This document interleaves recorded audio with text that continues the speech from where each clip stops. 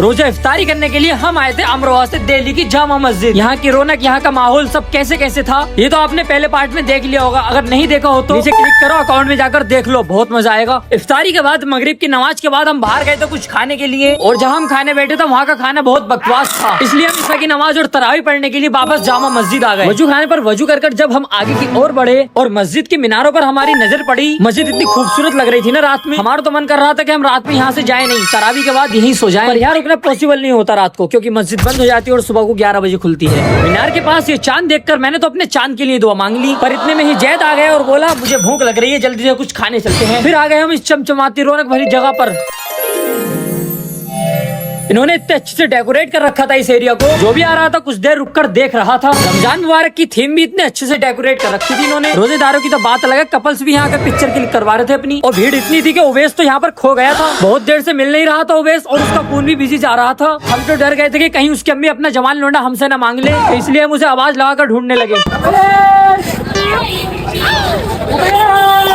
यार तुम उवैस भाई? उवैस खो गया भाई आज।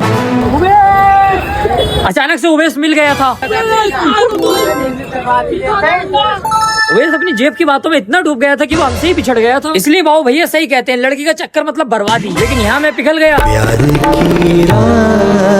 अरे गलत समझ रहा हूँ, मैं इन शेख साहब की मेहनत देख के पिघल गया। दुबई से इंडिया है मोहब्बत शरबत बेच रहे, बताओ कितने मेहनती इंसान है। फिर हम गए दिल्ली के सबसे फेमस चिकन रेस्टोरेंट आलम चिकन पर इनका पजामा क्यों उतर रहा था? भीड़ इतनी थी, हम चारों को सेपरेट टेबल भी नहीं मिल रही थी, हमें दूसरों के साथ एडजस्टमेंट करना पड़ रहा था। 25 मिनट वेट करने के बाद फाइनली बटर चिकन की पहली डिश हमारे आगे आ गई थी, और जैद ने तोड़ना शुरू कर दिया था। हड्डी भी नहीं छोड़ रहा था, हड्डी के एक एक कोने को चूस कर खा रहा था। उमेर के आगे की बोटी भी नहीं छोड़ रहा था। बताओ किस कदर का हफ्सी है जैद भाई, मैं तो इसकी बात कर रहा हूँ, बेस की। हाँ पूरा मत मानो, चिकन इतना लाजवाब था, मैंने और उमेर ने तो सहरी के लिए भी पैक करवा लिया था।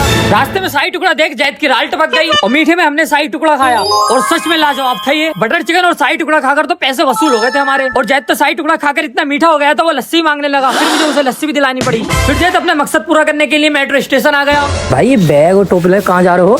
मकसद पूरा है। मकसद?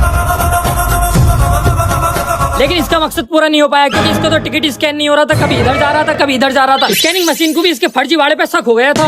ये करेगा मकसद पूरा। 15 रोजे हो चुके हैं, अभी तक जैद ने एक रोजा नहीं रखा है। चाहे तो कमेंट में पूछ लो इससे, रमजान के मामले में तो झूठ भी नहीं बोल सकते। बट यहाँ से हम चारों का रास्ता अलग हो गया था। जैद उवैस के साथ उसकी खाला के घर रुकने जा रहा था, और मैं उमेर के संग उसकी खाला के घर रुकने जा रहा था। हम दो टीमों में बट चुके थे, और हमारे रूट बिल्कुल अलग थे। 2 मेट्रो चेंज करके हमने ऑटो पकड़ा। उमेर तो पेप्सी भी इतनी गम में पी रहा था जैसे बहू ने धोखा दे दिया उसकी। आज की सेरी मुझे उमेर की खाला के घर करनी पड़ेगी। मेरे सभी दोस्तों का कोई ना कोई रिश्तेदार दिल्ली में मिल जाएगा। काश मेरी भी कोई खाला फुप्पो चच्ची ताई मामी दिल्ली में रह रही होती। खैर कोई नहीं, मुझे अपना रिश्तेदार बनाने के लिए वीडियो कर दो लाइक, और चैनल कर दो सब्सक्राइब। कर भी लो यार।